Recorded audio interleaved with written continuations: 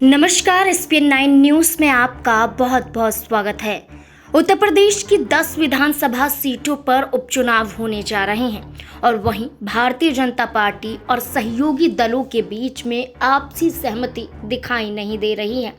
जहां भारतीय जनता पार्टी का दावा है कि वो अपने सहयोगी दलों को विधानसभा के इन उपचुनावों में कोई सीट नहीं देगी, तो वहीं सहयोगी दलों की मांग है कि कम से कम 2 से 3 विधानसभा सीटें मिलनी चाहिए, जिन पर उपचुनाव उनकी पार्टी भी लड़ती हुई नजर आई। ऐसे में देखा जाए तो संजय निषाद के लिए मछुआ विधानसभा सीट जरूरी है, क्योंकि ये खुद निषाद पार्टी की ही सीट है। वहीं मीरापुर विधानसभा सीट जयंत चौधरी के लिए जरूरी है, क्योंकि ये उनकी ही पार्टी की जिताऊ सीट है। लेकिन भारतीय जनता पार्टी अब उन्हें उनकी ही सीट देने में असमर्थ नजर आ रही है। इसके आधार पर अब सहयोगी दल भी भारतीय जनता पार्टी को तेवर दिखाते हुए नजर आ रहे हैं।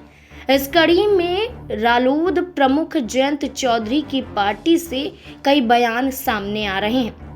आपको बता दें कि चौधरी नीरपाल सिंह ने ट्वीट के माध्यम से एक बड़ा संकेत भारतीय जनता पार्टी को दिया है।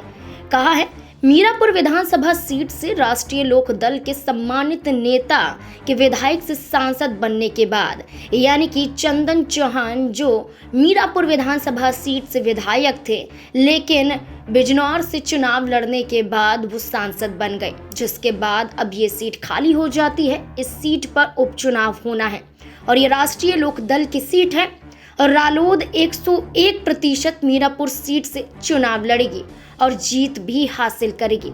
ये दावा चौधरी नीरपाल सिंह का है। अब सवाल यही उठ रहे हैं कि भारतीय जनता पार्टी को अब सहयोगी दल ही आंख दिखाने लगे हैं।